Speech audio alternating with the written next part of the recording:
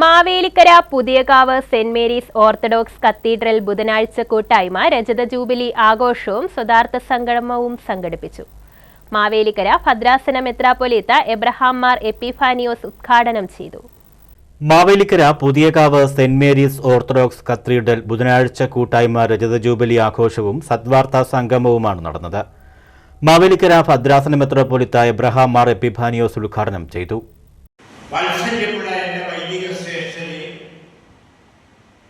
വികാരി Aji K Thomas അധ്യക്ഷത വഹിച്ചു.